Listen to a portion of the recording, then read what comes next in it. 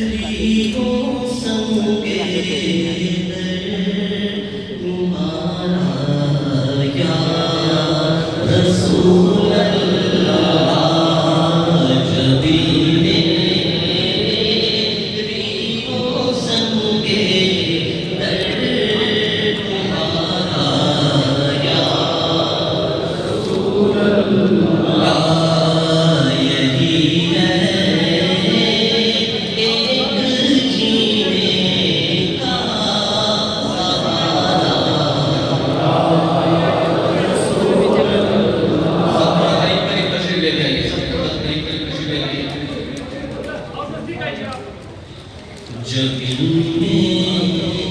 کیا یار نظر رام نظر آتا ہے ادھر یہ دیکھو جدھر میں آیا ادھر آئے گا ادھر خالی جگہ نہیں ادھر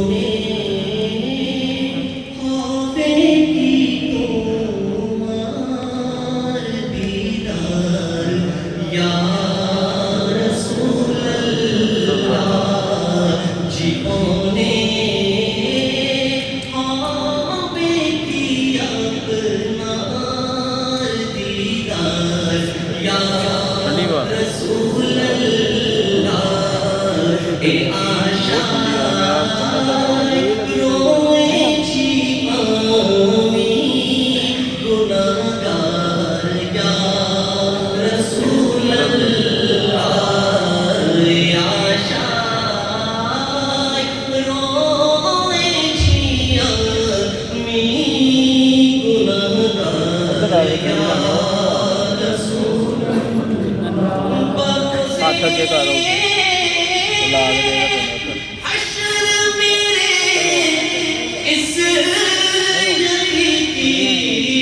بلاتا تو آتا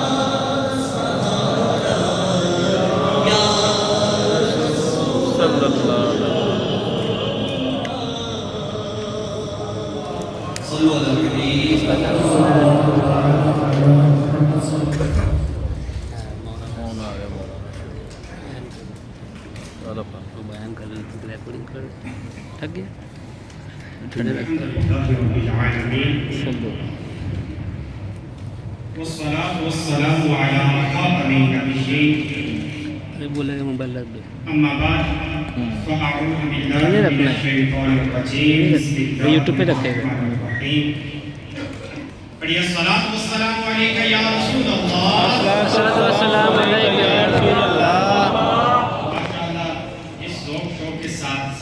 سارے اشعار رسول یہاں پر موجود ہیں، بیٹھے ہوئے ہیں اور پڑھ رہے ہیں. اللہ پاک سب کو اسی سال مدینے کی حاضری اللہ تعالیٰ ہمارے اہل خانہ کو بھی بار بار مدینے کی حاضری. جب بھی درود پاک پڑھے تو ذوق شوق اور محبت کے ساتھ پڑھنا چاہیے. الصلاۃ والسلام علیک یا رسول اللہ، الصلاۃ والسلام علیک یا رسول اللہ، وعلى آلك وصحبك يا حبيب الله. الصلاة والسلام عليك يا نبي الله، الصلاة والسلام عليك يا نبي الله، وعلى آلك وصحبك يا نور الله، وعلى آلك وصحبك يا نور الله. نويت سنة الاعتكاف، نويت سنة الاعتكاف، میں نے سنت اعتکاف کی نیت کی. میرے سن بھائیو، جب کبھی داخل مسجد ہوں یاد آنے پر اعتکاف کی نیت کر لیا کریں کہ جب تک مسجد میں رہیں گے اعتکاف کا ثواب ملتا رہے گا. یاد رکھیے مسجد میں کھانے پینے سونے یا سیر افطاری کرنے یہاں تک کہ آب زمزم یا دم کی اور پانی پینے کی بھی شرعاً اجازت نہیں. البتہ اگر اعتکاف کی نیت ہوگی تو یہ سب چیزیں بھی ضمناً جائز ہیں. البتہ اعتکاف کے لیے صرف کھانے پینے سونے کے لیے نہیں کرنی چاہیے، ہمارا کوئی بھی کام ہے اس کا مقصد کیا ہے؟ اللہ کی رضا. بلند آواز سے بولیے کیا مقصد ہے؟ اللہ کی رضا. جب مسجد میں آئے تو نفلی اعتکاف کی نیت کیوں کریں؟ اللہ کی رضا. کھانے پینے سونے کے لیے تو ضمن جائز ہو جائے. تو علماء فرماتے ہیں، علامہ شامی فرماتے ہیں کہ مسجد میں کوئی کھانا پینا یا سونا چاہے تو بہتر طریقہ یہ ہے کہ نفلی اعتکاف کی نیت کرے، اس کے بعد کچھ دیر ذکر اللہ کرے، سبحان اللہ پڑھ لے، الحمدللہ پڑھ لے، اللہ اکبر پڑھ لے، درود پاک پڑھ لے، اب چاہے تو کھا پی یا سو سکتا.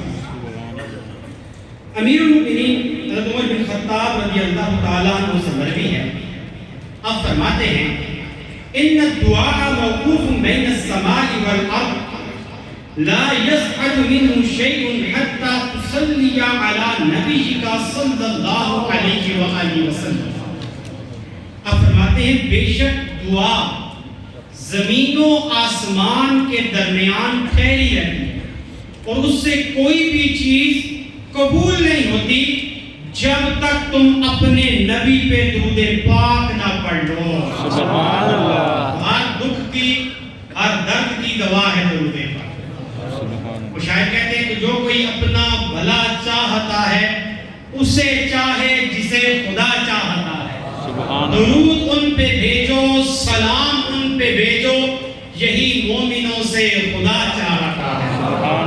صلو علی الحبیب صلی اللہ علیہ وسلم.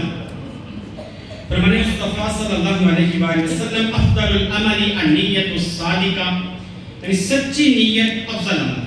کوئی بھی کام ہو اس میں جتنی اچھی نیتیں ہوں گی اتنا ثواب بڑھ جائے گا. بیان کرنا بھی، بیان سننا بھی ایک اچھا کام ہے، اس میں بھی اچھی نیت ہوگی تو انشاءاللہ الکریم ثواب بڑھ جائے گا. میں یہ ثواب بڑھانے کے لیے اچھی اچھی نیتیں کرتے میں نیت بولوں گا، جو آپ کی نیت بنے آپ نے بلند آواز سے انشاءاللہ کہنا. کیا کہنا ہے؟ علم دین سیکھنے کے لیے پورا بیان سنوں گا انشاءاللہ، باادب بیٹھوں گا انشاءاللہ، قرآن بیان سستی سے بچوں گا انشاءاللہ، اپنی اصلاح کے لیے بیان سنوں گا انشاءاللہ، جو سنوں گا دوسروں تک پہنچانے کی کوشش کروں گا انشاءاللہ. صلو علی الحبیب صلی اللہ علیہ وسلم. اے عاشقان رسول، آج شب برات یعنی نجات کی رات ہے. آج بلائیوں والی، عظمتوں والی یہ رات ہے، رحمتوں کی چھما چھم برسات ہے. آج بخشش و مغفرت کی رات ہے. اس رات رب کائنات اپنے بندوں پر خوب رحمتیں نازل فرماتا ہے، اور آج کی رات دعاؤں کی قبولیت کی رات ہے. آج روزی تقسیم ہونے کی رات ہے، اور آج کی رات فیصلوں کی رات انشاءاللہ. آج جتنے ہم یہاں پر موجود ہیں یہ تو پتہ نہیں، لیکن یہ تو ہے آئندہ سال جب شب بارات آئے گی ہم میں سے کئی اس دنیا میں نہیں ہوں گے، فیصلے ہو جائیں گے. یہ رات فیصلوں کی رات. تمام مسلمانوں کی پیاری امی جان ام المؤمنین سیدہ طیبہ طاہرہ حضرت عائشہ صدیقہ رضی اللہ تعالی عنہ فرماتی ہیں میں نے ایک رات حضور پاک صلی اللہ علیہ وآلہ وسلم کو بستر مبارک پر دیکھا تو آپ موجود نہیں تھے. میں نے تلاش کیا، معلوم ہوا کہ آپ بقیع پاک جو مدینہ طیبہ کا بابرکت قبرستان ہے حضور وہاں تشریف فرما. تو میں وہاں پر پہنچی، حضور نبی رحمت صلی اللہ علیہ وآلہ وسلم نے ارشاد فرمایا بے شک اللہ پاک شعبان کی 15ویں رات اپنی شان کے لائق آسمان دنیا پہ تجلی فرماتا ہے. سبحان اللہ. اور اس رات قبیلہ بنی کلب کی بکریوں کے بالوں سے بھی زیادہ اللہ پاک گناہگاروں کی بخشش فرماتے ہیں. روایات کے اندر آتا ہے کہ قبیلہ بنی کلب یہ عرب کے اندر ایک قبیلہ تھا جو بکریاں زیادہ پالتے تھے. اب بکری ہو اور اس کے اوپر بال، فرمایا قبیلہ بنی کلب کی بکریوں کے بالوں سے بھی زیادہ گناہگاروں کی مغفرت ہو جاتی ہے. کاش ہم بھی ان خوش نصیبوں میں ہمارا بھی شمار ہو جائے جن کی اس رات بخشش ہو جاتی ہے. اللہ تبارک و تعالی ہم سب کو اس رات کی رحمتیں اور برکتیں عطا فرمائے. اس رات میں یہ سنت مبارکہ بھی ہے، ہو سکے تو قبرستان جانا چاہیے. جن کے لیے ممکن ہو قبرستان جائیں، نہ جا سکے تو کم از کم اپنے والدین کے لیے دعا ضرور کرنی چاہیے. ہو سکے ہمارا چونکہ اجتماع تقریباً 11:30 پونے 12 تک اختتام پذیر ہو جائے گا. اس کے بعد رات پوری موجود ہے. ضروری نہیں کہ مسجد میں ہی ہوں گے تو ہی عبادت ہو سکے گی, اپنے روم میں بھی جا کر عبادت کی جا سکتی ہے. ہو سکے کل کا روزہ رکھ لیا جائے. اللہ تبارک و تعالی سب کو برکت اور رحمت عطا فرمائے. آمین. یہ بیان سنتے ہیں سورہ عبسہ کی آیت نمبر 17 تا 23 میں اللہ تبارک و تعالی نے ارشاد فرمایا قتل الانسان ما اکفر من ای شیء خلق من نطفة خلقه فقدر ثم السبیل یسر ثم اماته فاقبر ثم اذا شاء انشر کلا لما یقض ما امر. ترجمہ کنز العرفان. آدمی مارا جائے یہ کتنا ناشکرا ہے. اللہ نے اسے کس چیز سے پیدا کیا؟ ایک بوند سے اسے پیدا فرمایا, پھر اسے طرح طرح کی حالتوں میں رکھا, پھر راستہ آسان کر دیا اسے, پھر اسے موت دی, پھر اسے قبر میں رکھوایا, پھر جب چاہے گا اسے قبر سے باہر نکالے گا. یقیناً اس نے یعنی انسان نے اب تک اپنے رب کا حکم پورا نہیں کیا. پیارے اسلام بھائی, جو کہ ہم نے سنا سورہ عبسہ کی یہ 7 آیات اور ان میں انسان کی تخلیق سے لے کر قبر میں جانے تک اور وہاں سے نکلنے کے بعد کے معاملات ان تمام کو بیان فرمایا گیا. پہلی بات جو ارشاد فرمائی گئی من نطفة خلقه فقدر, کہ ہم نے اس کو ایک بوند سے پیدا فرمایا. اور وہ بوند کیسی؟ وہ ناپاک پانی جو اگر کپڑوں پہ لگ جائے, پانی میں گر جائے کپڑے اور پانی ناپاک ہو جائے. اللہ تبارک و تعالیٰ نے اس انسان کو اس سے پیدا فرمایا. پھر پیدا فرمانے کا فرمایا کیا؟ والتین والزیتون وطور سینین وهذا البلد الامین لقد خلقنا الانسان فی احسن تقویم. 4 دستے ذکر فرمانے کے بعد فرمایا کہ ہم نے انسان کو اچھی صورت پہ پیدا کیا. سبحان اللہ. پہلی بات ذکر ہوئی ہم نے ایک بوند سے انسان کو پیدا فرمایا. آج اگر ہم غور کریں, ہمارے بازوؤں میں طاقت ہے, ہم صحت مند, توانا, عقل مند ہیں, ہمارے پاس عہدے بھی ہیں, منصب بھی ہے, کوئی انجینئر ہے, کوئی ڈاکٹر ہے, کوئی سیٹ ہے, کوئی امیر زادہ, کوئی پولیس مین, کوئی فوجی. غرض ہم بہت کچھ ہیں, مگر ہم سب کی ابتدا کیا ہے؟ پانی کا ایک قطرہ. اس سے انسان کو پیدا کیا گیا. اس کے بعد آگے فرمایا ثم السبیل یسر, پھر ہم نے اس کے لیے راستہ آسان کر دیا. یہ راستہ آسان کرنا کیا ہے؟ اللہ پاک نے زمین کا فرش بچھا دیا, آسمان کی چھت بنا دی, اور دنیا میں آنے سے پہلے ہمارے لیے لاکھوں کروڑوں نعمتیں پیدا کر دی. پھر یہ ایک انسان ساری چیزوں کا, بہت بڑی بڑی چیزوں کا مالک بن گیا. پھر آگے فرمایا یہاں بات رکتی نہیں ہے, یہاں تک بس نہیں ہوتی کہ پیدا ہوئے, چیزوں کے مالک بن گئے, چیزوں کا استعمال کر لیا. یہاں بات رکتی نہیں ہے. فرمایا ثم اماتہ فاکبر, پھر اسے موت دی, پھر اسے قبر میں رکھوایا.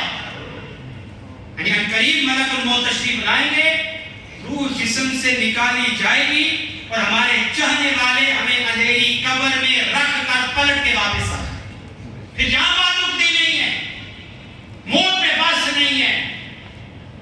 موت یہ نتھنگ نام نہیں ہے کہ بالکل ختم ہو گیا. موت سے اگلے جہان کی ابتدا ہو رہی ہے. ثم اذا شاء انشر, پھر جب چاہے گا اسے باہر نکالے گا. وہ وقت آئے گا, قبریں کھلے گی, مردے پھر سے زندہ ہوں گے, اللہ پاک کی بارگاہ میں حاضر ہوں گے, اعمال کا حساب لیا جائے گا. جو کچھ کیا وہ پیش ہوگا. جیسے صحیح بھائیوں کی حقیقت ہے, موت ہمارے سر پر ہے, قبر کا وحشت ناک گھڑا اور قیامت کا ہولناک میدان ہمارے سامنے.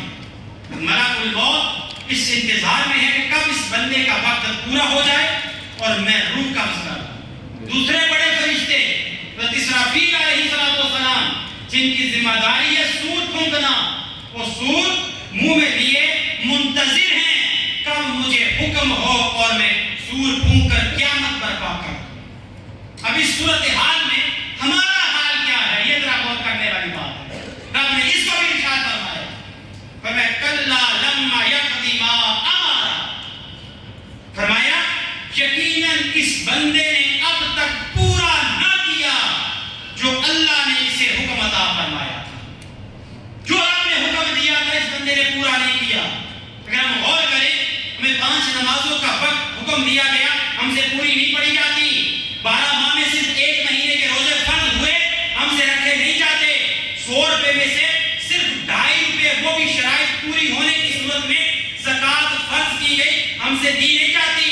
شرائط پوری ہونے کی صورت میں زندگی میں صرف 1 بار حج فرض ہے۔ کئی ایسے لوگ ہیں جو ابھی تک حج نہیں کر سکے۔ قرآن کی تلاوت، درود پاک کی کثرت، ذکر و اذکار، ماں باپ کی فرما برداری، صلہ رحمی، عزیز رشتہ داروں، پڑوسیوں سے نیک سلوک، نگاہوں کی حفاظت، زبان، ہاتھ، دل کی حفاظت، ناک بول میں ایمانداری، حلال کمانا، حلال کھانا، ہر سینکڑوں احکامات ہیں جو ہمیں دیے گئے۔ اگر پیارے اسلامی بھائیوں، ہم نے اکثر ایسے ہوں گے جو پورے نہیں۔ ارشاد فرمایا کلا لما یقضی ما امر، یقیناً اس نے اب تک پورا نہ کیا جو اللہ نے اسے حکم دیا۔ پیارے محترم اسلامی اگر غور کریں، ہم روزانہ یہ اعلان تو سنتے ہیں فلاں جگہ کوئی موت ہو گئی، فلاں جگہ شخص فوت ہو گیا۔ مرتے ہوئے شخص کو دیکھنا آسان ہے، اس کی ویڈیو بنانا آسان ہے، لیکن خود مرنا بڑا مشکل ہے۔ بات فرماتے ہیں ہم نے اپنے ہاتھوں سے میت کو کفن پہنایا، کفن پہنانا تو آسان ہے، کفن پہننا مشکل ہے۔ ہم نے جنازوں کو کندھے دیے، مگر جنازے کو چرپائی پر لٹا کر لے جانا آسان ہے، لیکن خود وہاں لیٹنا مشکل ہے۔ ہم نے کئیوں کو قبروں میں اتارا، قبر میں اتارنا تو آسان ہے، قبر میں اترنا بڑا مشکل ہے۔ قبر میں ہو سکے پیارے صاحب آگے جو یہ تصور ہے ہم جما لیں، ہو سکے تو آنکھیں بند کر کے سر کو جھکا کر ایک تصور سوچ لیا جائے کہ ہماری روح کیسے نکلے گی۔ اور یہ باقاعدہ حدیث مبارکہ میں بیان کیا گیا، روح ایسے نکلے گی جیسے روئی کے ڈھیر میں کانٹے دار ٹہنی رکھ کے ایک جھٹکے سے کھینچ لی جائے، ایسے ہمارے جسم سے روح کھینچ لی جائے۔ ہمارے جسم کا روما درد اور تکلیف میں ہو، تکلیف بھی کیسی، 1000 تلواروں کے وار سے شدید۔ پھر اس حالت زار میں ہمارا کوئی پرسان حال نہیں، کوئی حال پوچھنے والا نہیں۔ ہمارے ماں باپ، اولاد، بہن بھائی، عزیز رشتہ دار، ہمارے ناز اٹھانے والے سرہانے کھڑے ہوں گے، سارے حسرت بھری نگاہوں سے دیکھ رہے ہیں، کوئی ہماری مدد نہیں کر سکے گا، سب دیکھتے رہ جائیں گے، ہم کسی کو اپنا دکھ بیان نہیں کر پائیں گے، ہمارے ارد گرد چیخو پکار مچی ہوگی، ہم کسی سے بات نہیں کر پائیں گے، ہمارا مال، ہماری دولت، ہمارا بینک بیلنس، ہماری کاریں، ہماری کوٹھیاں، ہمارے بنگلے، ہماری طاقت، ہماری قوت، ہمارا عہدہ، ہمارا منصب، ہماری ڈگریاں، سب گھرے کا گھرا رہ جائے گا۔ اب ہمارے جسم سے کپڑے اتار لیے جائیں گے، کھوڑا کفن پہنا دیا جائے گا، پھر ہمارے چھڑنے والے، ناز اٹھانے والے خود اپنے کندھوں پر اٹھا کر تنگ و تاریک قبر میں لٹا کر اپنے ہاتھوں سے منو مٹی ڈال کر واپس پلٹائیں گے۔ ہم ان کے کندھوں کی آواز سن رہے ہوں گے مگر انہیں پکار نہ سکیں گے۔ یہ تکلیف، یہ ایسی تکلیف ہے کہ اس سے ایسی تکلیف پہلے کبھی نہیں پہنچی۔ یہ تنہائی کی ایسی تنہائی اس سے پہلے کبھی ہم دو چار نہیں ہوئے۔ یہ وحشت، یہ ایسی وحشت کبھی دیکھی نہ ہوگی۔ پھر یہاں بس نہیں، ابھی یہ صدموں پہ صدمے گزر رہے ہوں گے، نئے گھر میں آ کر ابھی کھیلے بھی نہ ہوں گے، دل بھی نہ لگا ہوگا، اس تنہائی کی عادت نہیں ہوگی کہ روح نکلنے کی تکلیف میں بھی کمی نہیں آئے گی کہ اچانک قبر کی دیواریں لرزنے لگیں گی۔ 2 فرشتے قبر کی دیواروں کو چیرتے ہوئے قبر میں پہنچ جائیں گے اور کرخت نیزوں میں ہم سے سوال کریں گے کہ ہم نے ان سوالات کے جوابات درست دیے پھر تو ٹھیک، اور اگر نہ دے سکے تو قبر میں عذاب مسلط کر دیا جائے گا۔ اب ذرا سوچیے اس وقت ہمارا کیا بنے گا. مگر یہ صرف ایک چھوٹا سا آپ کا بیان کیا گیا, پورا واقعہ بیان نہیں کیا گیا. اب پیارے سے جس نے کئی اشکال رسول کی آنکھوں میں آنسو آ گئے, دل گھبرا گئے, دماغ میں خوف آ گیا, بدن میں جھرجھری آ گئی, صرف تصور کیا یہ حالت بن گئی. پیارے اسلامی بھائیوں, جتنے ہم یہاں موجود ہیں, جو یہاں موجود نہیں ہے وہ بھی, چاہے چھوٹا ہے, چاہے بڑا ہے, چاہے زیادہ بڑی عمر کا ہے, چاہے جوان ہے, چاہے بوڑھا ہے, ہر ایک نے موت کے گھاٹ اترنا ہے. خبر میں میت اترنی ہے ضرور, جیسی کرنی ویسی بھرنی ہے ضرور, کہ ہر ایک کے ساتھ ہونا ہے. نہیں بات سکتے کہیں بھی ہم. کسی شاعر نے بڑا کمال کا کلام لکھا چوٹ کرنے کے لیے, کہتے یاد رکھ ہر آن آخر موت ہے, ہم تو مت سنجان آخر موت ہے, مرتے جاتے ہیں ہزاروں آدمی, عاقل و نادان آخر موت ہے. کیا خوشی ہو دل کو چندے زیست سے, غم زدہ ہے جان آخر موت ہے. ملک فانی میں فنا ہر شے کو ہے, سن لگا کر کان آخر موت ہے. اور آخر میں شاعر اپنے آپ کو سمجھاتا ہے, میں اپنے آپ کو سمجھاؤں, آپ اپنے آپ کو سمجھائیے. کہتے بارہا علمی تجھے سمجھا چکے, بارہا تجھے سمجھا چکے, مان یا مت مان آخر موت ہے. جگہ جی لگانے کی دنیا نہیں ہے, یہ عبرت کی جا ہے, تماشا نہیں ہے. جگہ جی لگانے کی دنیا نہیں ہے, یہ عبرت کی جا ہے, تماشا نہیں ہے. جہاں میں ہے عبرت کے ہر سون ہونے, مگر تجھ کو اندھا کیا لوگوں نے. کبھی غور سے بھی یہ دیکھا ہے تو نے, جو معمور تھے وہ محل اب ہے سونے. جگہ جی لگانے کی دنیا نہیں ہے, یہ عبرت کی جا ہے, تماشا.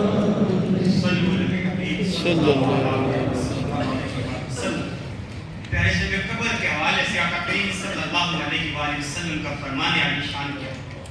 آپ نے ارشاد فرمایا, حضرت سعید خدری فرماتے ہیں, لذتوں کو ختم کرنے والی موت کو کثرت سے یاد کیا. آج ویسے بھی ہمیں یہ ٹاپک اچھا نہیں لگتا, پھر موت کی بات ہو رہی ہو ہمیں گھبراہٹ ہوتی ہے, سننے کا دل نہیں کرتا. لیکن حقیقت ہے چاہے دل گھبرائے, چاہے ذہن خوفزدہ ہو, کچھ بھی ہو, مرنا تو ہے. کہتے ہیں انسان جیتا ایسے ہے جیسے کبھی اس نے مرنا نہیں, اور مرتا ایسے ہے جیسے کبھی تھا ہی نہیں. کیا ہمارے دادا پردادا نہیں تھے؟ کہاں کے نام لینے والا موجود نہیں ان کا. پیارے سے بھی یہی سب کچھ ہمارے ساتھ بھی ہونا ہے. فرمایا موت کو کثرت سے یاد کرو, کیونکہ وہ روزانہ پکار کر کہتی ہے, میں اجنبیت کا گھر ہوں, میں تنہائی کا گھر ہوں, میں مٹی کا گھر ہوں, اور میں کیڑوں مکوڑوں کا گھر ہوں. جب کوئی بندہ مومن قبر میں پہنچتا ہے, قبر اسے کہتی ہے تجھے خوش آمدید, ویلکم, تو میری پشت پر چلنے والوں میں مجھے محبوب تھا, اب تو میرے اندر آ گیا, اب تو میرا حسن سلوک دے.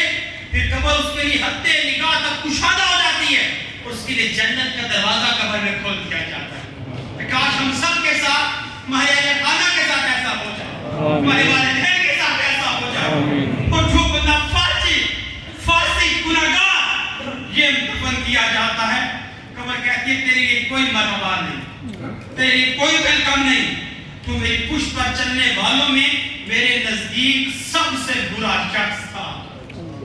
قبر سے نفرت کرتی ہے, اب تو میرے اندر آ گیا ہے, کہ اب اپنے ساتھ میرا برتاؤ دیکھ. پھر قبر اس پر اپنا گھیرا تنگ کر دیتی ہے, اور اس کی پسلیاں ایک دوسرے میں پیوست ہو جاتی ہیں.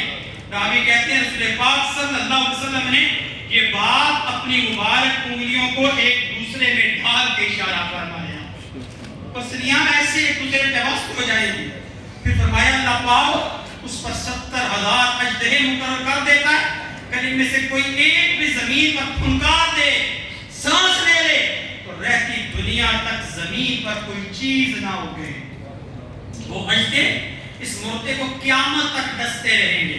راوی کہتے ہیں کہ کریم صلی اللہ علیہ وسلم نے فرمایا انما القبر روضۃ من ریاض الجنہ او حفرۃ من حفر النار. میری قبر جنت کے باغوں میں سے ایک باغ ہے یا جہنم کے گڑھوں میں سے ایک گڑھا ہے. عثمان غنی رضی اللہ تعالیٰ عنہ کو لوگوں نے دیکھا کہ قبر کے پاس بیٹھ کے بڑا رویا کرتے تھے. لوگوں نے پوچھا حضور اتنا موت کے تذکرے پہ نہیں روتے, آخرت کی وہ دیگر دوزخ کی بات ہوتی ہے وہاں نہیں روتے, قبر کے پاس آ کے آپ اتنا کیوں روتے ہیں؟ فرمایا یہ پہلی منزل ہے. اگر اس میں بندہ کامیاب ہو گیا آگے کامیاب, اگر اس میں ناکام ہو گیا آگے بڑی اس کے لیے دشواری بن جائے گی. ابو حجاج سمالی سے روایت ہے کہ پیارے آقا مدینے والے مصطفیٰ صلی اللہ علیہ وآلہ وسلم نے فرمایا جب مردے کو قبر میں رکھا جاتا ہے تو قبر اسے کہتی ہے تیری خرابی, کیا تو نہیں جانتا تھا کہ میں فتنے کا گھر ہوں, تاریکی کا گھر ہوں, تنہائی کا گھر ہوں اور کیڑوں مکوڑوں کا گھر ہوں؟ اے انسان کس چیز نے تجھے مجھ سے غافل رکھا, تو میرے اوپر اکڑ کے چلا کرتا تھا. انسان کیا سمجھتا ہے اپنے آپ کو؟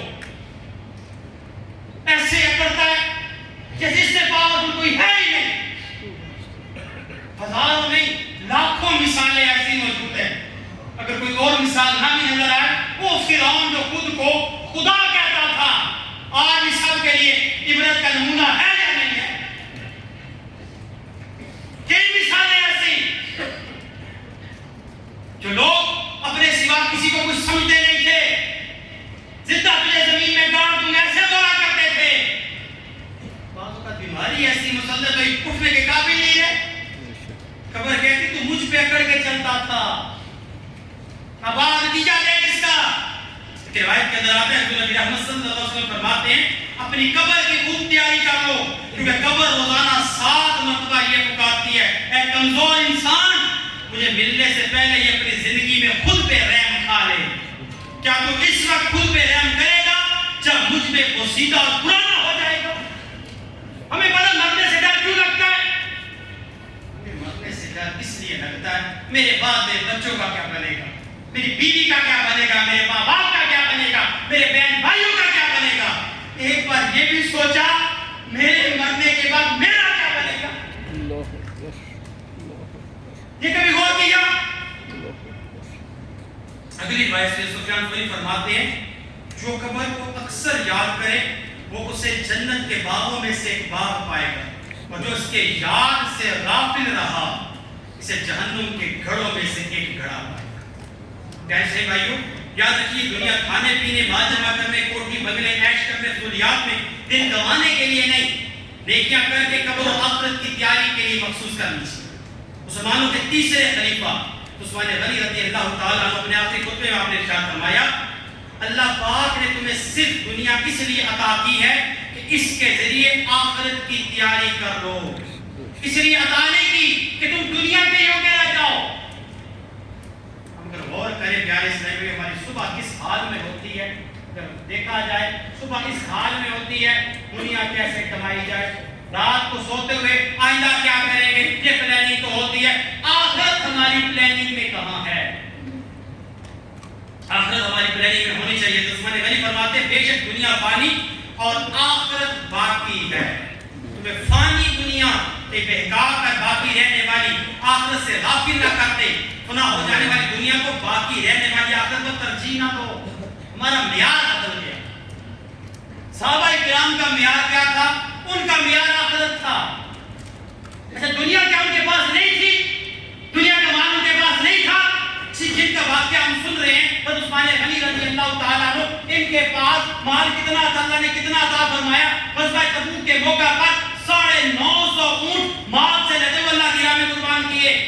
اتنا مال ہونے کے باوجود یہ دنیا دار نہیں تھے, دیندار تھے.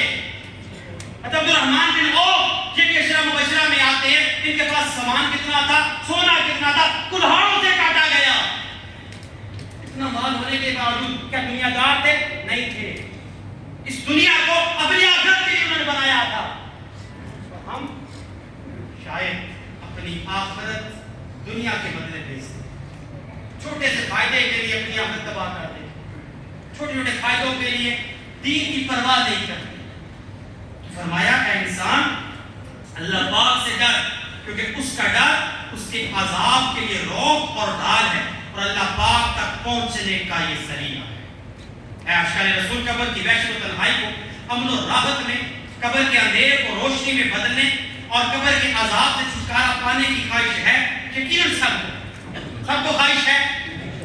اللہ پاک کرم فرمائے بغیر حساب کے ہم سب کو بخشش عطا فرمائے. حساب نہ دے، بغیر حساب کے پاس دے، قبر میں سکون رہے، آخرت میں سکون رہے، اور موت ایسے آئے حضور کے جلووں میں آئے، قبر میں حضور کے جلوے ہوں. شاید کہ اپنا قبر میں سر کھا رہا ہے، تو میں قدموں میں گروں، گر فرشتے بھی اٹھائے، اب تو ان سے میں یوں کہوں، اب تو پائے ناز سے میں اے فرشتوں کیوں اٹھوں، مر کے پہنچا ہوں یہاں اس دل ربا کے واسطے.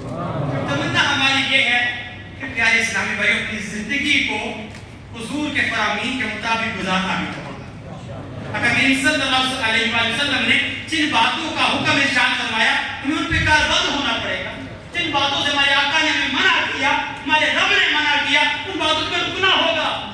آئیے کچھ باتیں جن کے ذریعے بندہ اپنی قبر و آخرت کو درست کر سکتا ہے، وہ چند باتیں سنتے ہیں، اور پھر آخر وہ باتیں بھی سنیں گے کہ جن باتوں کے ذریعے قبر و آخرت برباد ہو جاتی ہے. پہلی بات جس سے قبر و آخرت درست ہوتی ہے وہ کیا ہے؟ بنیاد ہے ہماری عقیدہ.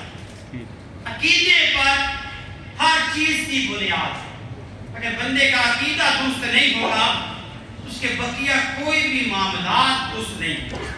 اگر نماز، روزہ، زکوٰۃ، حج، دیگر ساری عبادات یہ اہمیت کی حامل ہیں، لیکن ان سے بھی پہلے کیا آئے گا؟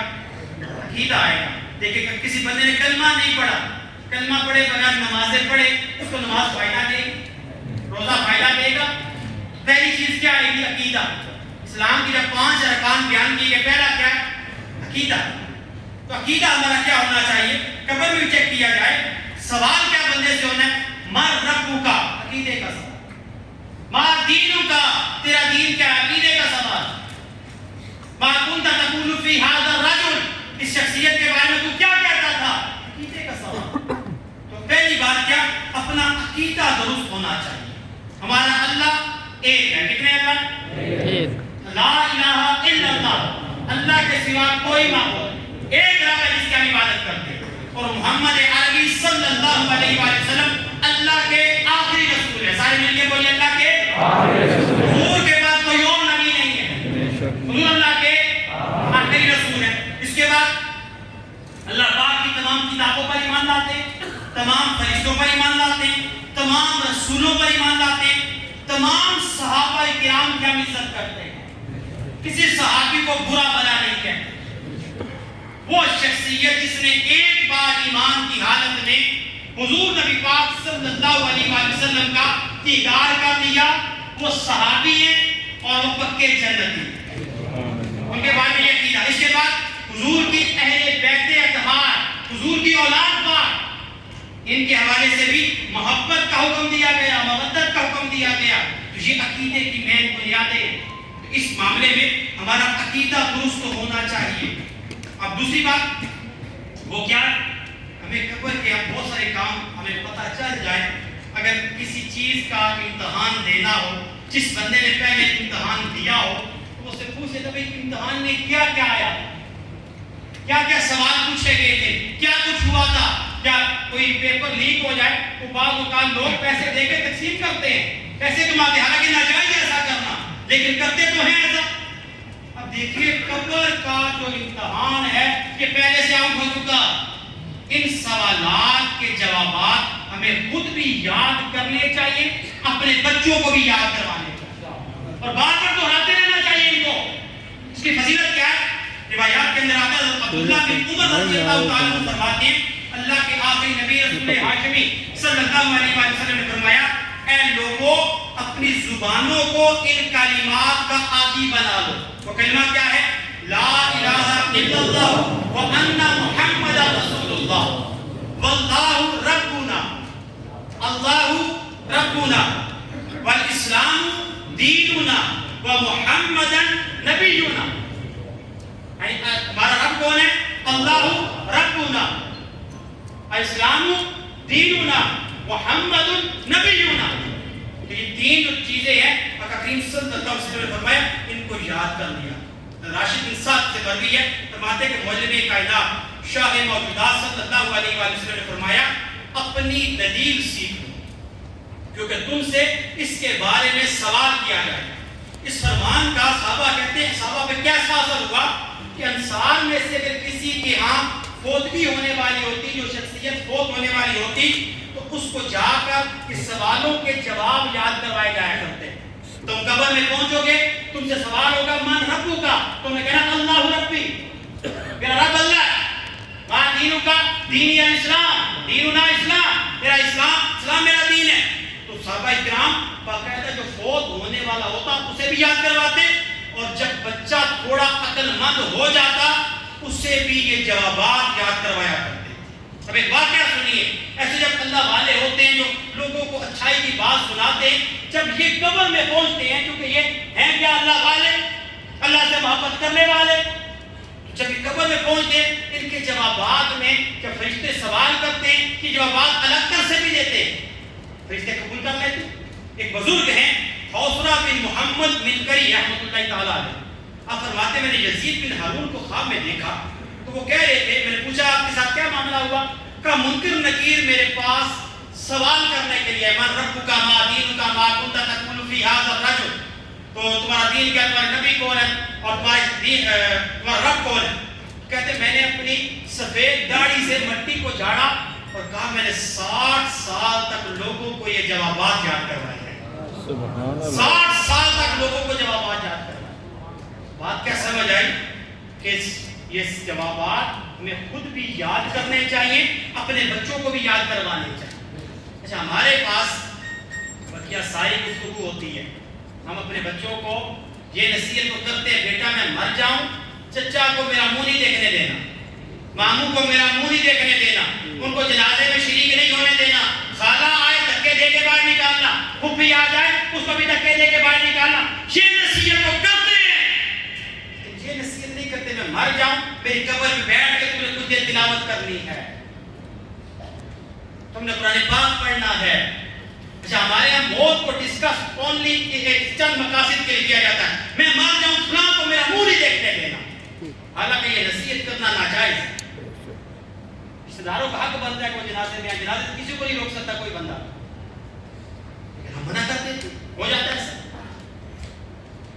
جو چیز یاد کروانے والی ہے، جس پر ڈسکشن کرنے والی ہے، وہ ڈسکس ہماری نہیں ہوتی، کچھ اور چیزیں ڈسکس ہو جاتی. تو دوسرا کام کیا ہے؟ سوالات کے جوابات خود بھی یاد کیے جائیں، اپنے بچوں کو بھی یاد کروائیں. تیسرا کام قرآن پاک کی تلاوت کی عادت بنائیں.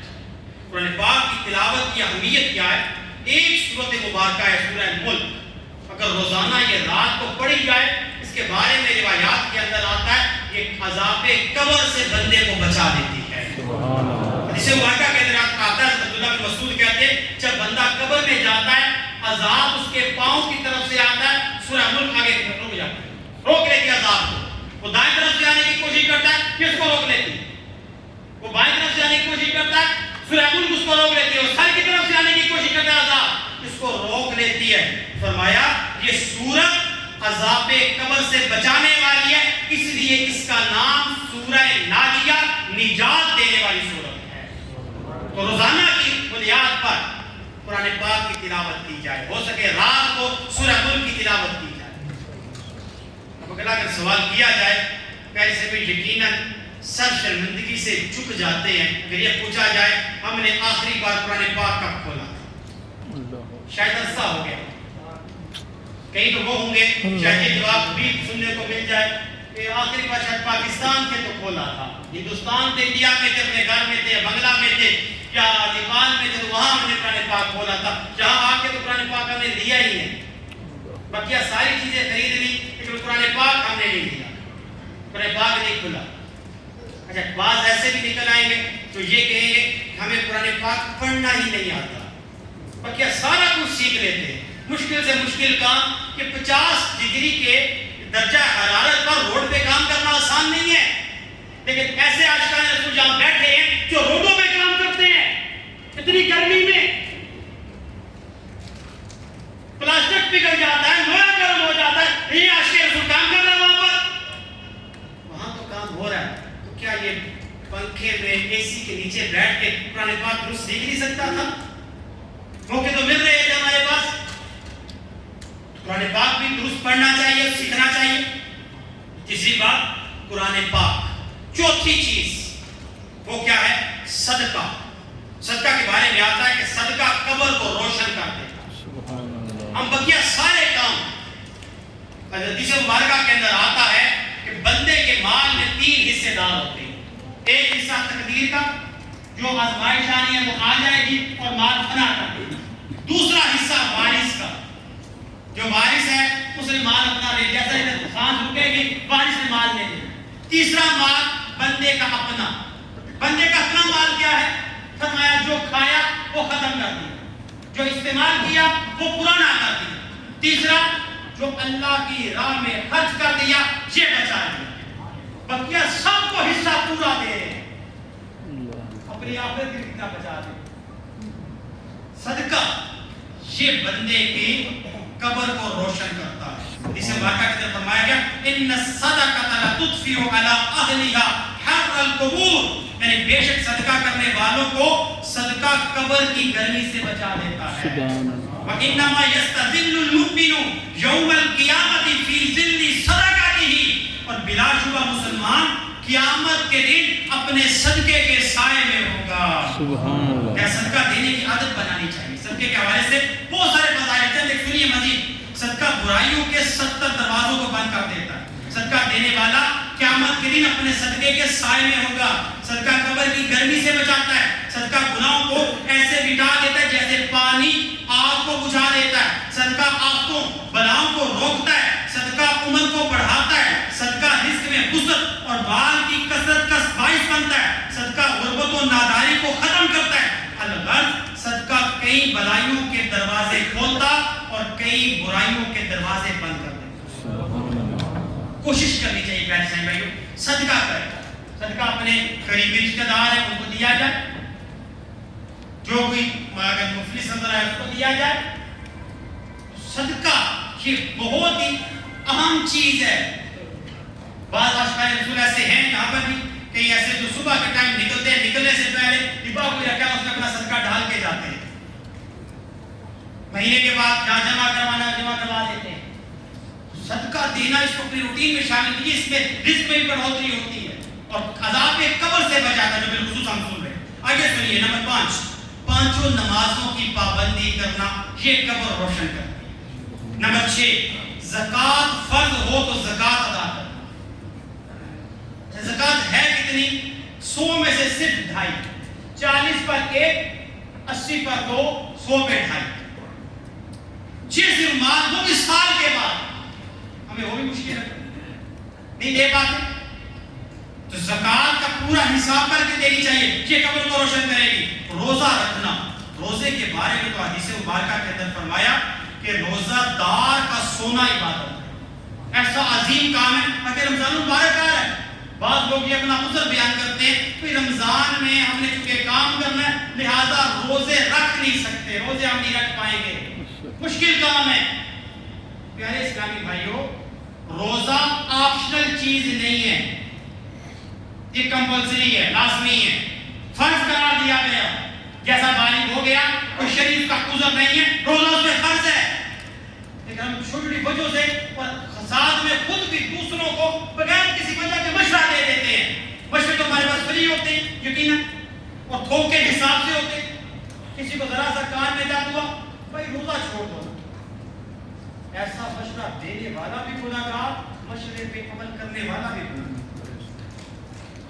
روزہ بغیر کسی مجبوری کے چھوڑ دیا جائے، حدیث مبارکہ کے اندر آتا ہے جس بندے نے رمضان کا ایک روزہ بغیر کسی شرعی مجبوری کے چھوڑ دیا، اب اس کے بدلے میں پوری زندگی کے روزے رکھ بھی لے، رمضان کے علاوہ پوری زندگی کے روزے رکھ بھی لے، اس ایک روزے کا بدلہ نہیں مل سکتا۔ رمضان آ گیا ہے، ہم سارے اشکال میں نیت کرتے ہیں رمضان کے 29 ہوئے تو 29، 30 ہوئے تو 30، پورے کے پورے روزے رکھیں گے انشاءاللہ۔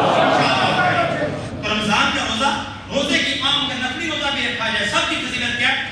روزہ دار کا سونا عبادت، روزہ دار کی دعا اور عمل میں قبول ہوتا ہے۔ روزہ دار کے لیے فرشتے سورج ڈوبنے تک مغفرت کی دعا کرتے ہیں، فرشتے دعا کرتے ہیں اے اللہ اس بندے کی بخشش فرما۔ روزہ دار کے لیے آسمان کے دروازے کھول دیے جاتے ہیں، روزہ دار کو اللہ پاک جنتی پھل کھلائے گا، روزہ دار کو اللہ پاک جنتی شراب سے سیراب فرمائے گا، روزہ دار کے لیے قیامت کے دن سونے کا دسترخوان لگایا جائے گا۔ سبحان اللہ۔ روزہ دار کو روزہ اس کے سابقہ گناہ کا کفارہ بن جائے گا۔ روزے دار کے چہرے کو اللہ پاک جہنم سے 70 سال کی مسافت سے زیادہ دور فرما دے گا۔ اگلا کام کیا ہے؟ روزہ رکھنا۔ پھر اس کے بعد اگر حج فرض ہو گیا، حج ادا کرنا۔ تو یہ چیزیں ہیں جو بندے کو عذاب قبر سے بچا لے۔ آگے نئی چیز کیا ہے؟ وہ ہے صبر۔ صبر کیا؟ یعنی کہ بندے کو مصیبت آ گئی، پریشانی آ گئی، تکلیف آ گئی، بندہ اس پہ تھوڑا سا حوصلہ رکھے کہ میرے رب کی طرف سے آئی ہے، ختم ہو جائے گی۔ صبر کرنا۔ اب صبر کے بارے میں سنیے کہ صبر کتنی اہم عبادت ہے۔ روایتوں کے اندر آتا ہے کہ جب بندہ قبر میں جائے گا تو قبر میں مختلف جو عبادات ہیں، نماز، زکوٰۃ وغیرہ، کہ بندے کی اردا گرد سے اس کو روکیں گی، صدقہ عذاب کو روکیں گے، باقی ساری چیزیں۔ صبر سائڈ پہ کھڑا ہوگا اور کہے گا تم نے اگر عذاب کو روک لیا تو ٹھیک، نہیں تو میں ہوں نا تمہارے ساتھ۔ اتنی پاورفل شے ہے، رب نے خود فرمایا ان اللہ مع الصابرین۔ لیکن مصیبت جب آتی ہے تو ہم بہت ہی بے صبری والے جملے بعض اوقات بولتے ہیں، بعض اوقات تو ایسے جملے بھی منہ سے نکل جاتے ہیں جو کفریہ ہوتے ہیں۔ اللہ تعالیٰ نے ظلم کر دیا، نعوذ باللہ العزیز، یہ کفریہ جملہ ہے۔ اللہ کو ظالم کہنا بندے کو کافر کر دے۔ اسی طرح بعض لوگ اللہ کا شکوہ کرتے ہوئے یا اللہ تو اس میں ہمارے گھر ملا تھا، کوئی اور گھر نہیں ہے، ہمارے مصیبتیں نازل کر دے، ہمارے گھر والی ساری مصیبتیں آنی تھی۔ کیا نعوذ باللہ العزیز اللہ تعالیٰ کمزور ہے کہ کسی اور کا گھر نہیں مل رہا تھا، صرف تمہارا گھر اس کو مل گیا؟ ایسے سے بےہودہ جملے اور غلط جملے بولے جاتے ہیں تو کفریہ ہوتے ہیں۔ صبر کرنا، اس موقع پہ تھوڑی دیر رک جانا۔ آقا کریم صلی اللہ علیہ وسلم نے فرمایا الصبر عند الصدمۃ الاولی، جب مصیبت آئے اس وقت میں صبر کرنا، رک جانا، یہ اصل صبر ہے۔ نہیں تو کچھ ٹائم گزرنے کے بعد صبر آ ہی جاتا۔ اگر ہم چیک کریں، ہم میں سے کئیوں کے بھائی فوت ہوئے ہوں گے، کئیوں کے والد فوت ہوئے ہوں گے، کئیوں کی والدہ فوت ہوئی ہوں گی، کئیوں کے قریبی رشتہ دار فوت ہوئے، کئیوں کے اولادیں فوت ہوئی ہوں گی۔ جس وقت فوتگی ہوئی تھی اس وقت کیسا موسم تھا، کیسا ماحول تھا، طبیعت کیسی تھی؟ صبر آ رہا تھا۔ اور آج صبر آ چکا نہیں آتا۔ جیسی مصیبت آئے صبر تو اس وقت کرنا ہے جب اس موقع پر آنکھوں سے آنسو نکل آئے۔ یہ منع نہیں ہے، زبان سے غلط جملہ نہیں بولنا۔ اگر زبان سے غلط جملہ بولا یہ تباہی اور بربادی کا سبب بن سکتا ہے۔ آنکھوں سے آنسو بھرے نکلے، یہ منع نہیں، زبان سے غلط جملہ نہیں بولنا۔ وہ فرمایا من ضرب الخدود وشق الجیوب فلیس منا، جس نے مصیبت کے وقت میں چہروں پہ تھپڑ مارے، گریبان چاک کیے، ایسے بندے کا ہمارے ساتھ تعلق نہیں ہے۔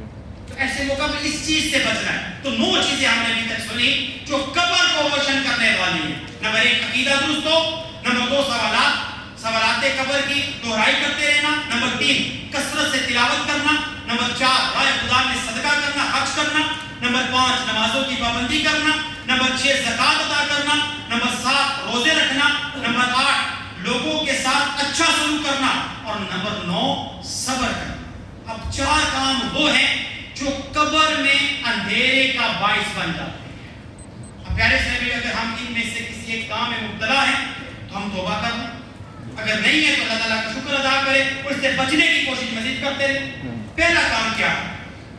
وہ ہے جھوٹ۔ جس جس کے حوالے سے ہمارے یہاں مشہور ہو گیا کہ جھوٹ کے بغیر زندگی گزارنا ناممکن ہے، کاروبار کرنا ناممکن ہے۔ جھوٹ نہیں بولو گے تو گزارا کیسے چلے گا؟ آج جھوٹ بولنے کو عقل مندی سمجھا جاتا ہے، تو جھوٹ اس سے بچنا چاہیے۔ حضور نبی رحمت صلی اللہ علیہ وسلم کے فرمان عالی شان کا مفہوم ہے بندہ جھوٹ بولتا رہتا ہے جہاں تک کہ اللہ پاک کے ہاں بہت بڑا جھوٹا لکھ دیا جاتا ہے۔ دوسرا کام جس سے قبر میں اندھیرا آتا ہے وہ ہے خیانت، اور خیانت کی کئی قسمیں بنتی ہیں۔ خیانت کی ایک قسم یہ ہے کہ کسی نے ہمارے پاس مال رکھوایا، ہم نے اس کی اجازت کے بغیر اس کو استعمال کر لیا، اس کی چیز کو دیکھ لیا، کسی کو غلط مشورہ دینا یہ بھی خیانت ہے۔ فرمایا تمہارا یہ بہت بڑی خیانت ہے کہ تم کسی بھائی کو مشورہ دو، وہ تمہیں سچا سمجھ رہا ہے اور تم اس کے جھوٹے ہو، یہ بھی بہت بڑی خیانت ہے۔ اسی طرح اللہ تبارک و تعالیٰ کے حقوق کے معاملے میں خیانت کرنا۔ تو دوسرا کام جو بندے کی قبر کو اندھیرے میں مبتلا کرتا ہے وہ ہے خیانت۔ تیسرا کام چغلی، لوگوں کو لڑوانے کے لیے بعض لوگوں کی عادت ہوتی ہے، لوگوں کو لڑوانے کے لیے ادھر کی بات ادھر اور ادھر کی بات ادھر لگاتے رہتے ہیں، لگائی بجائی کرتے ہیں۔ یہاں مزید کو دو باتیں عرض کر دوں، ہم بھی سادے ایسے ہوتے ہیں، ایسی بندہ جو آ کے بات ہمیں بتاتا ہے ہم بھی فوراً یقین کر لیتے ہیں اس کا۔ ایک تو چغل خوری کرنے والا حرام کام کر رہا ہے اور ہم بھی مزے لینے کے سنتے ہیں، اپنے ہی سگے بھائی، اپنے دوست، اپنے قریبی کے خلاف ہو جاتے ہیں۔ تو چغلی لگانے والا جو ایسے کام کرتا ہے لوگوں کے درمیان لڑائی کروانے کے لیے، ادھر کی بات ادھر، ادھر کی بات ادھر، چاہے سچی ہے چاہے جھوٹی۔ آقا کریم صلی اللہ علیہ وسلم نے فرمایا چغل خوری کرنے والوں کو اللہ پاک قیامت کے دن کتوں کی شکل میں اٹھائے گا۔ اور چوتھی بات وہ کیا ہے؟ پیشاب کے چھینٹوں سے نہ بچنا، جسے مبارکہ کے اندر فرمایا گیا اکثر عذاب پیشاب کے چھینٹوں سے نہ بچنے کی وجہ سے ہوتا ہے۔ چار باتیں ایسی ہیں جو بندے کو عذاب قبر میں مبتلا کر دیتی ہے۔ نمبر 1 جھوٹ بولنا، نمبر 2 خیانت کرنا، نمبر 3 چغل خوری، اور نمبر 4 پیشاب کے چھینٹوں سے نہ بچنا۔ پیارے اور محترم اسلامی بھائیوں، ہم دیکھیں ہماری زندگی میں جو غلطیاں ہیں آج ہم سچے دل سے توبہ کریں، آئندہ کوئی پتہ نہیں، یعنی کہیں ایسا ہو سکتا ہے یہی مسجد کا حال تھا، ہمارے ساتھ بیٹھا ہوا اسلامی بھائی آج دنیا میں نہیں ہے، چلا گیا، پھر ہمیں یاد دیا کوئی پچھلی بار ہم اس پلر کے ساتھ بیٹھے تھے، ہم فلاں جگہ بیٹھے تھے، ہو سکتا ہے اگلی بار کوئی ہمارے بارے میں ایسا کوئی دنیا میں نہیں رہا۔ آج کی رات ہم ان گناہوں سے توبہ کریں، جس توبہ پر پھر استقامت پانے کے لیے ہم اگر اسی ماحول میں دوبارہ اپنے لوگوں کے ساتھ اتنا بیٹھتا رہے گا جو جھوٹ بولتے ہیں، جو خیانتیں کرتے ہیں، جو گالیاں نکالتے ہیں، بے نماز رہتے ہیں، انہی کے ساتھ اتنا بیٹھنا رہے گا، پھر وہ عادات دوبارہ ہوں۔ اس کے لیے ہم کسی دینی ماحول کے ساتھ، تو الحمدللہ دعوت اسلامی کا دینی ماحول میرے ساری سہولیات فراہم ہیں، ہم اس دینی ماحول کے ساتھ جڑ جائیں گے تو نیکی کرنا، نیکی کا حکم دینا اس کا ذہن بنے گا، خوف خدا عشق مصطفیٰ کا ذہن بنے گا۔ اللہ تبارک و تعالی ہم سب کو عمل کی توفیق عطا فرمائے، آمین بجاہ نبی الامین صلی اللہ تعالی علیہ وآلہ وسلم۔ آئیے آخر میں دو انعام سماعت کروا لیتے ہیں۔ ایک تو انشاءاللہ کریم آئندہ رمضان آنے والا ہے، تو کراچی میں اور پاکستان کے مختلف علاقوں میں 1 مہینے کا اعتکاف ہوگا۔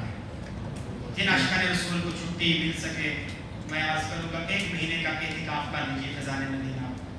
اگر 1 مہینے کا اعتکاف وہاں نہ کر سکے تو یہاں پر بھی انشاءاللہ کریم مختلف جگہوں پر 10 دن کے اجتماعی اعتکاف ہوتے ہیں، جس میں بہت ساری باتیں سیکھنے کا موقع ملتا ہے۔ ہم ان اعتکافوں میں شرکت کریں، ہو سکے تو 10 دن کا مکمل اعتکاف کر لیں، اگر مکمل اعتکاف نہ کر سکے تو رات وہاں گزارنے کی نیت کر لیں، انشاءاللہ اس سے بہت سی برکتیں ملیں گی۔ دوسرا اعلان یہ ہے کہ معرض الکتب یہ ایگزیبیشن سینٹر میں الحمدللہ دعوت اسلامی کا بہت پیارا ایک سلسلہ مکتبۃ المدینہ، اس کی بہت ساری کتب جن میں پین قرآن بھی شامل ہے، اس طرح مختلف انگلش، اردو، ہندی مختلف زبانوں کا لٹریچر موجود ہے۔ تو معرض الکتب میں ایگزیبیشن سینٹر میں اگر آپ میں سے جن عاشقان رسول کو کتب پڑھنے کا شوق ہو، پڑھنے کا شوق نہ بھی ہو، میں آپ کو مشورہ دوں گا ایک مرتبہ لازمی وہاں پہ چکر لگا لیجیے. بہت ساری دینی کتب ملے گی. ہو سکتا ہے کوئی ایک بات ہم نے پڑھ لی, ہمارے روم میٹ نے پڑھ لی اور ہماری سب کی بخشش کا ذریعہ بن جائے. اللہ تبارک و تعالیٰ ہم سب کو عمل کی توفیق عطا فرمائے. آمین بجاہ نبی الامین صلی اللہ تعالیٰ علیہ وسلم. ایسا بھائیو ہمارے بزرگان دین سے اس شعبان کے متعلق ایک دعا منظور ہے. انشاءاللہ جو دعا پڑھی جائے اس کے بعد انشاءاللہ جو دعا اور صلاۃ و سلام کا سلسلہ ہوگا.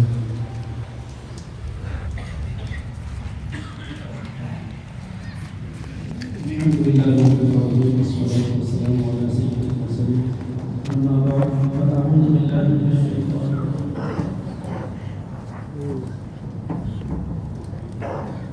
أعوذ بالله من الشيطان الرجيم. بسم الله الرحمن الرحيم. میں دعائیں اس وقت شعبان کروں گا, آپ کو مسائل میں آمین. صلوا علی الحبیب. اللهم يا ذا المن ولا يمن عليه, يا ذا الجلال والإكرام, يا ذا الطول والإنعام, لا إله إلا أنت ظهر اللاجئين وجاه المستغيثين وأمان الخائفين. اللهم إن كنت كتبتنا عندك في أم الكتاب شقيا أو محروما أو مطرودا أو مقدرا علي في الرزق, فامه اللهم بفضلك شقاوتي وحرماني وطردي واقتدار رزقي, وأثبتنا عندك في أم الكتاب سعيدا مرزوقا موفقا للخيرات, فإنك قلت وقولك الحق في كتابك المنزل على لسان نبيك المرسل. يمحو الله ما يشاء ويثبت عنده أم الكتاب.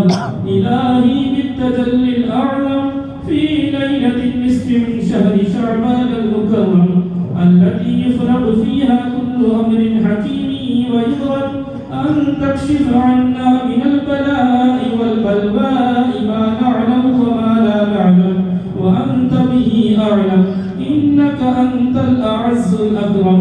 وصلى الله تعالى على سيدنا محمد وعلى آله وأصحابه وسلم, والحمد لله رب العالمين.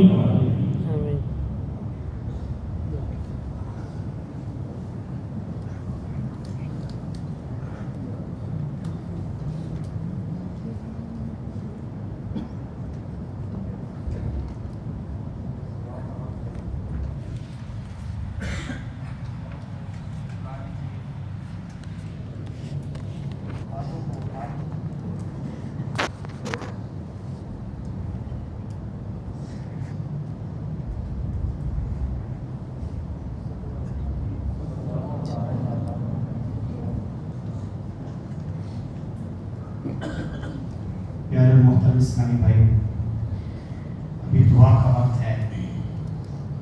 دعا کے بارے میں روایات کے اندر آتا ہے الدعاء مخ العبادہ, دعا عبادت کا مغز ہے.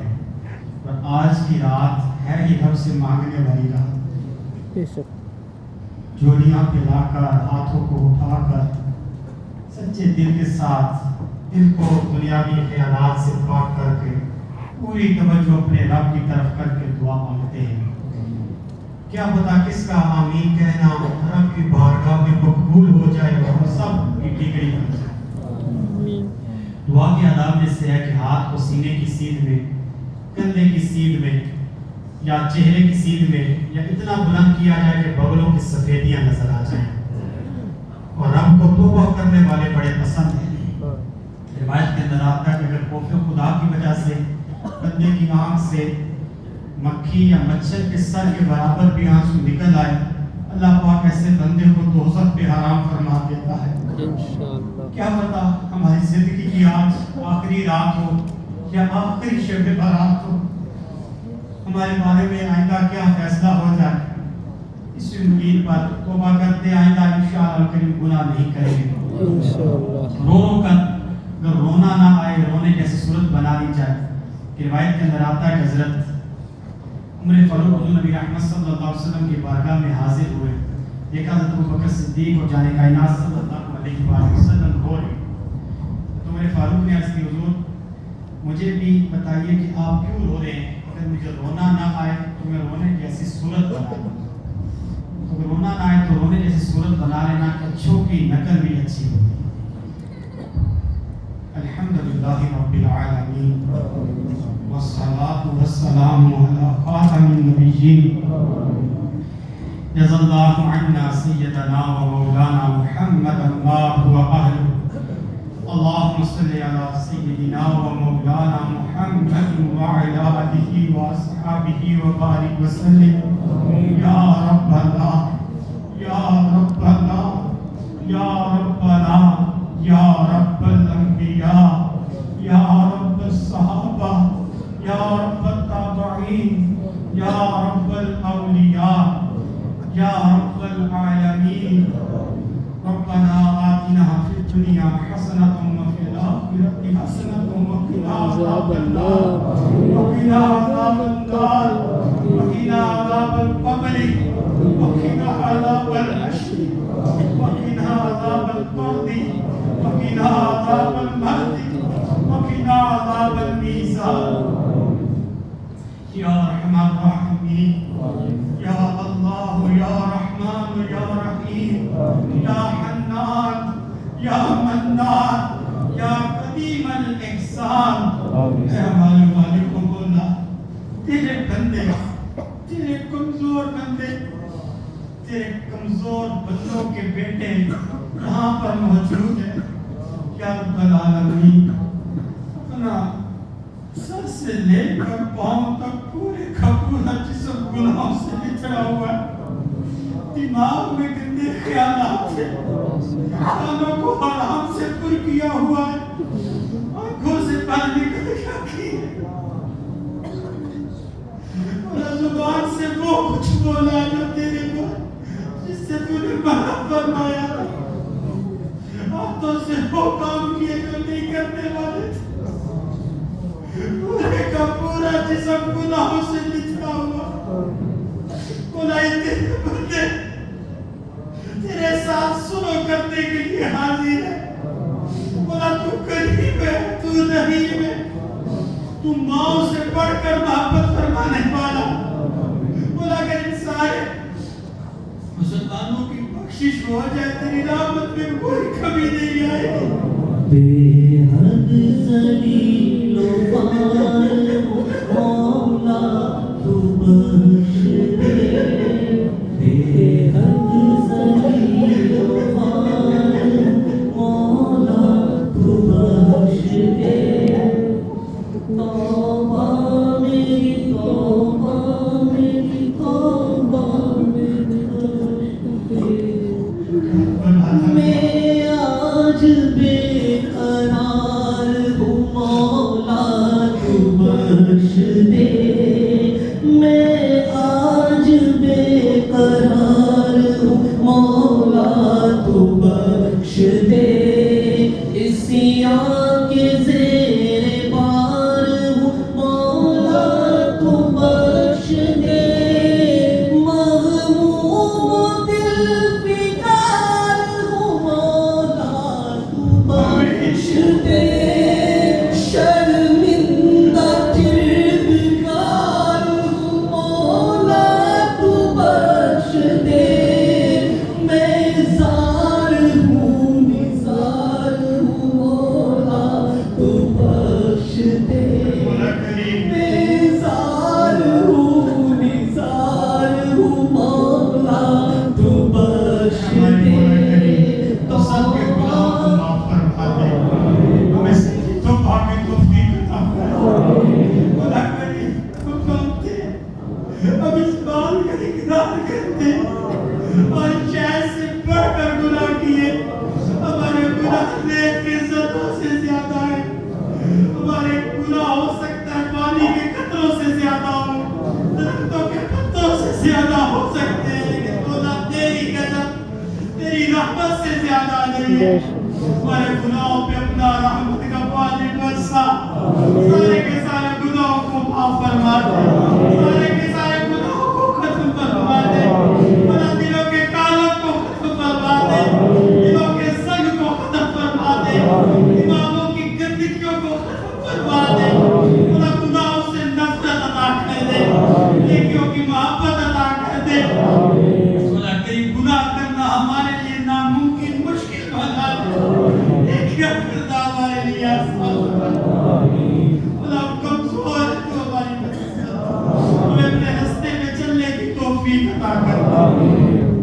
یا رب العالمین ہم نمازیں پڑھنا چاہتے ہیں لیکن سستی ہو جاتی ہے پانچوں نمازیں ادا کرنے والا بنا دے جھوٹ سے نفرت عطا کر اور زبانوں کو سچ کا عادی بنا دے یا رب العالمین رمضان کے روزے رکھنے والا جن پہ زکاتیں بنتی ہیں زکاتیں پوری ادا کرنے والا ہر فرض ہے تو حج ادا کرنے والا بنا ہم سب کو بار بار حج بیت اللہ کی سعادت عطا کر دے بار بار میٹھے مدینے کی بادم حاضری عطا کر اللہ اس اجتماع میں بزرگ بھی ہے بچے بھی ہے جوان بھی ہے جس کا آمین کہنا تجھے پسند ہے اللہ اس کا واسطہ پیش کرتے ہماری دعاؤں کو قبول کر اللہ آج کے بعد ہم سے خدا نہ ہمیں زندگیوں والی ہمیں نیکیوں والی زندگی عطا کر دے اللہ کریم غلام سے ہمیں نفرت عطا کر دے غلام سے یا اللہ یہ دور و نزدیک سے آنے والے اشکال رسول بولا یہ حالات کے مانے ہوئے حالات کے ستائے ہوئے لوگ بھی ہیں بولا کسی کی گھر میں پریشانی ہے کسی کے آفس میں پریشانی ہے کسی کے پاس کاروبار نہیں کسی کے پاس کسی کے اسباب نہیں بولا کہ ان سب پہ اپنی رحمت کا نزول فرما دے سب کی تیری چاہے سائٹوں دعاؤں تمناؤں التجاؤں کو پورا فرما دے بولا کہ اسلامی بھائیوں نے دعاؤں کے لیے کہا ہوگا کسی اسلامی بھائی کی بیٹی کا رشتہ نہیں ہو رہا کسی کی بہن کا رشتہ نہیں ہو رہا کسی کا اپنا رشتہ نہیں ہو رہا رشتوں کی رکاوٹیں اور رشتوں کی رکاوٹوں کو دور فرما دے اسلامی بھائی ایسے ہیں جن کی اولادیں نہیں مولا سب کو اولادیں صالحہ عطا فرما دے بیٹیوں کے طرفداروں کو بیٹیاں بیٹوں کے طرفداروں کو بیٹے عطا کر دے یا رب العالمین جن پر قرض ہے ان کے قرضے اتر جانے کی سبیل پیدا کر مولا کریم اپنے سوا کسی کو محتاج نہ بس آج کی رات ان سے سوال کرتے ہیں ہم سب کو اپنے سوا کسی کو محتاج نہ فرما بس صرف اپنا ہی محتاج رہا میرے مدروز قرضہ کے بدانے کی سبیل پیدا فرما ہم میں سے جو جس بیماری میں مبتلا ہے وہ سب کو شفا عطا کر دے جن کے عزیز و کاری بیمار ہیں گھروں میں ہسپتالوں میں وہ سب کو شفا کاملہ یا رب العالمین ہم سب کی دعاؤں پر التجاؤں پر آرزوؤں پہ رحمت کی نظر فرما جو کچھ مانگ سکے یہ بھی عطا فرما نہیں مانگ سکے ہمارے حق میں بہتر ہے وہ پھر مانگے عطا فرما یا رب العالمین آج ہم نے جو سنا اس پہ ہمیں عمل پیرا ہونے کی بھی توفیق عطا فرما اپنی قبر و آخرت کی تیاری کی بھی توفیق عطا فرما مولا کریم قبر میں ہمیں عذاب نہ دے مولا کریم ہمیں قبر میں ہمارے آقا کے جنت عطا کر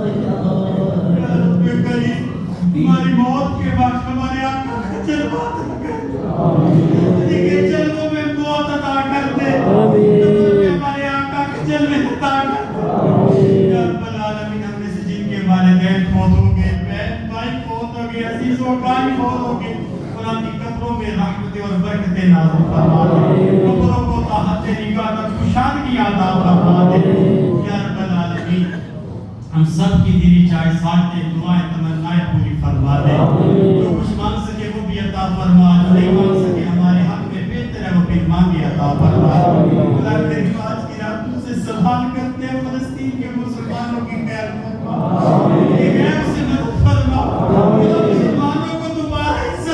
فرما گویا وہ مکہ عطا فرما دے مولا اپنے پیارے حبیب کی سنتوں پہ چلنے کا عامل بنا دے مولا کریم اپنے پیارے حبیب کی سچی محبت عطا کر دے یا رب العالمین ہمارا ظاہر باطن ایک جیسا بنا ظاہر اچھا ہے باطن برا یا رب العالمین ہمیں کل حشر میں بھی کسی کے سامنے جیسے دنیا میں تو نے ہمارے پردے رکھے حشر میں کسی کے سامنے رسوا نہ فرما آج بنتا ہوں معزز جو کھلے حشر میں ہے آہ رسوائی کی آفت میں پھنسوں گا یار حشر میں بھی ہمارے پردے رکھ لے یا رب العالمین جو کچھ مانگ سکے وہ بھی عطا کر دے جو نہیں مانگ سکے ہمارے حق میں بہتر ابھی بھی عطا کر دے کہتے رہتے ہیں دعا کے واسطے بندے میرے کر دے پوری آرزو ہر بے قسم مجبور ان اللہ و ملائکتہ یصلون علی النبی یا